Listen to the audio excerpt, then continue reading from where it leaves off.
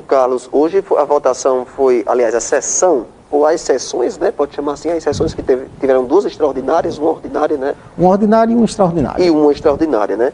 Foram bastante tumultuadas, né?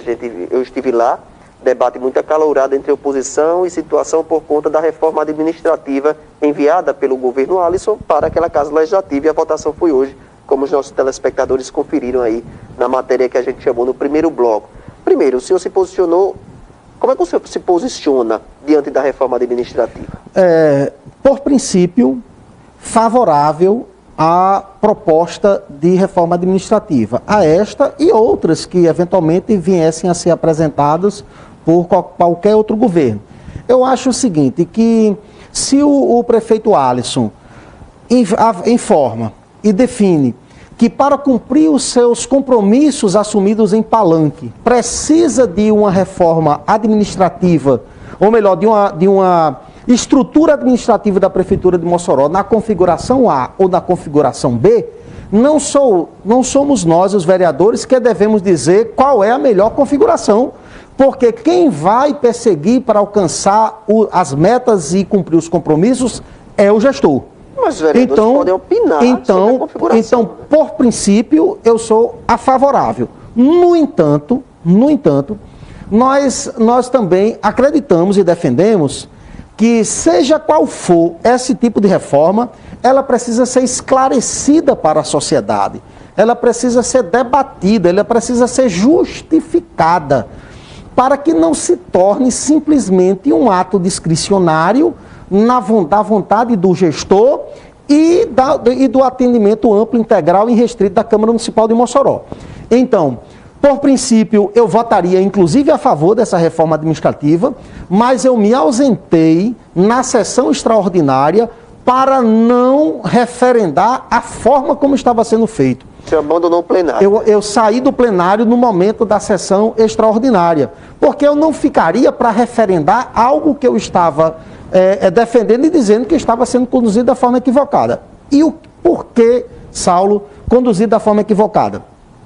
A Câmara Municipal de Mossoró tem, você sabe, os prezados telespectadores sabem, uma resolução interna que estabelece que nenhum projeto será colocado em apreciação no plenário com menos de 8 dias do seu protocolo, a não ser que por acordo de bancadas. Então, essa era a intenção do legislador.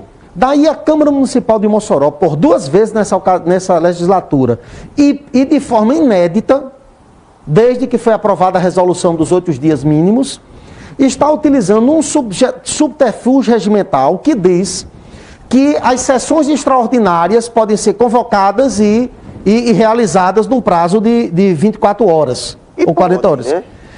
As sessões extraordinárias podem. No entanto, há um outro dispositivo, que é aquele que define que os projetos não podem ser apreciados com menos de 8 dias. A intenção do legislador, Saulo, naquele momento era atender um reclame, uma exigência da sociedade moçoroense, que reclamava pelos sucessivos episódios de apresentação rápida, extemporânea de projetos enviados pelo Executivo na Câmara Municipal. Os vereadores de oposição naquela época reclamavam, a imprensa registrava, a sociedade cobrava uma posição da Câmara até que essa resolução foi aprovada.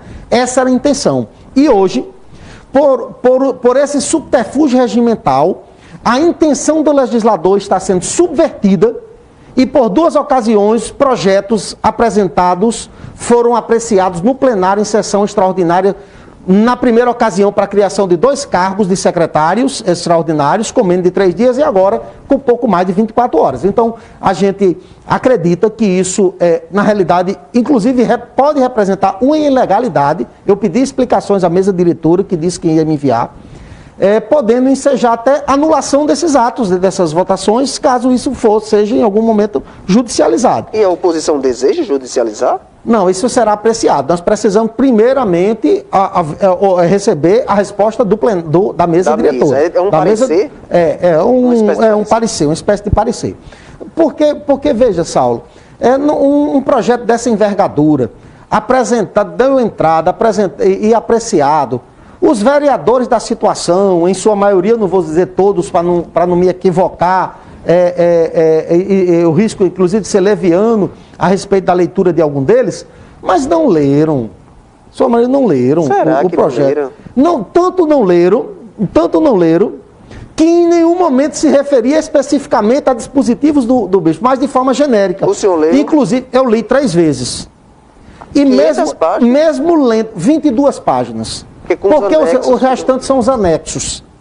Os restantes são anexos. Então, eu não li 500 páginas, né? Eu li o texto do projeto de lei, que tem 22 páginas, e ainda assim, Saulo, eu me permita dizer, tenho alguma experiência com isso, mas não me senti à vontade para ter segurança de que estava entendendo o texto corretamente. E aí alguém que não leu diz que está entendendo. Eu que li 3 vezes, digo que não tenho segurança, alguém que não leu diz que tem. Tanto é que se fala de desburocratização, quando na realidade o centro da proposta é descentralização. Uma dificuldade de compreensão de conceitos. Fala-se que o texto da reforma vai economizar para a prefeitura. No entanto, um dos artigos do texto diz o seguinte, que servidores efetivos podem receber uma gratificação de até 60% de sua remuneração. Mas essa gratificação não está no quadro de gratificações. Do cálculo que é feito, que importa em 1.700.000, cerca de 23 milhões de reais por ano. 1.700.000 é o quê? Com despesas com cargos comissionados e gratificações. Folha, né? Exato. Mas, aparentemente, os 60% que eventualmente seja concedido de gratificação para os servidores efetivos não está nesse cálculo. Agora, por que eu digo aparentemente, Saulo? Porque nós não tivemos oportunidade de esclarecer. Nós não tivemos oportunidade de debater o tema para que a gente pudesse ter uma segurança daquilo que estava sendo feito e com tranquilidade votar. Por exemplo, o texto diz que pelo menos 5% dos servidores efetivos da Prefeitura Municipal de Mossoró ocuparão cargos comissionados. Isso não representa avanço, isso já estava em outros textos de reforma administrativas de década. Nesse momento era para a gente estar discutindo os servidores efetivos ocuparem 20%, 25%, 30% dos cargos, e não 5%, isso não é avanço. Você está me entendendo? Agora o governo citou, acho que alguns membros do governo citaram a questão da maior mudança, não sei se o senhor concorda, mas eu também acho que essa é a maior mudança do que o texto traz, que é a autonomia financeira de algumas secretarias municipais, que o texto até diz algumas, né? Não me recordo, mas parece que traz algumas. Isso traz alguma mudança significativa aí? O senhor disse que não traz mudanças nessa questão dos efetivos aí ocuparem, né? Aliás, dos comissionados, dos comissionados ou dos efetivos? Efetivos. Efetivos. E nessa questão da autonomia financeira, esse é o maior ponto? Não, eu acho que essa é uma modificação substantiva da organização dos serviços internos da prefeitura, porque descentraliza aquilo que ia diretamente para o prefeito, para o gestor municipal, e passará a ser feito agora por cada um dos seus secretários em suas respectivas pastas. Então, isso é uma mudança realmente substancial do ponto de vista dos serviços internos. Essa é a maior. Eu acho que essa é a maior. É a que eu percebo inicialmente. E aí, repito, lamento porque não tive condições, como parlamentar, de esclarecer e de aprofundar o entendimento do texto, mas, ao que me parece, é a principal alteração. E que não representa, no meu entendimento, desburocratização, representa descentralização. Porque aquilo que era feito num local vai ser feito da mesma forma em vários outros lugares. Obrigando também a parte da prefeitura a investir em recursos humanos para capacitar pessoas em cada uma das secretarias para responder e para realizar cada uma dessas atividades. Um outro ponto que eu criticaria, mas não me impediria de votar a favor, porque é aquilo que eu estava dizendo, eu teria várias observações para fazer do projeto de lei. Mas, esclarecido elas, eu me sentiria plenamente à vontade de votar a favor, de tirar a responsabilidade por isso aqui dar certo, para atender os objetivos e os compromissos com o governo é da gestão, não é do gestor. Então, embora lamentando e fazendo algumas críticas, eu até votaria favorável. Por exemplo, Saulo, o projeto de reforma administrativa, ele é um projeto que não define um modelo de gestão, um conceito de Como gestão. assim? Ele não define um conceito de gestão.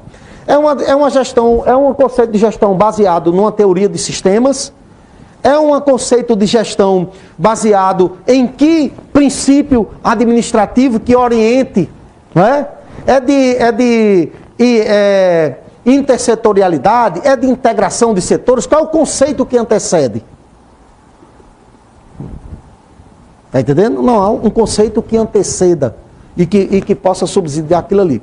Assim, eu diria então que, mas aqui, apesar de todas essas críticas, como eu disse, eu votaria a favor, porque acho que mesmo sendo da oposição, mesmo sendo da oposição, eu votei a favor de todos os projetos do que o prefeito enviou para a Câmara Municipal de Mossoró. Das secretarias não, das duas, da criação das a exceção, desculpe, a exceção da criação dos cargos de secretário. Então você veja que é lamentar a falta de discussão, lamentar a possibilidade que dentro do texto tenha jabutis, que é justamente o que impediria a possibilidade de uma anunciada economia que está se pretendendo fazer não seja real quando a reforma foi efetivada. Agora, isso são suposições que eu repito, lamento dizer, que não foram possíveis de serem esclarecidos, porque inclusive os governistas não sabiam esclarecer. Por exemplo, Saulo, criação de cargos de nível médio. Os diretores de escolas poderão ser nomeados tendo apenas o nível médio para gerenciar e coordenar a política de educação no município de Mossoró, coordenando professores graduados e pós-graduados. É uma dúvida.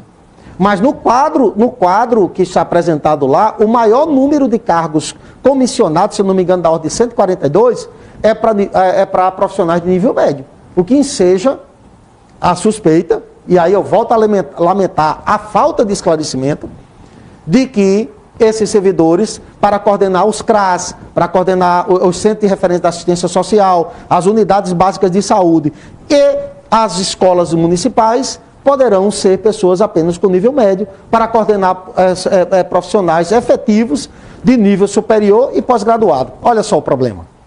Não é verdade? Então eu lamento, na realidade, a condução de tudo isso, porque todas essas dúvidas que estou apresentando aqui poderiam ter sido esclarecidas no plenário da Câmara Municipal. Vamos agora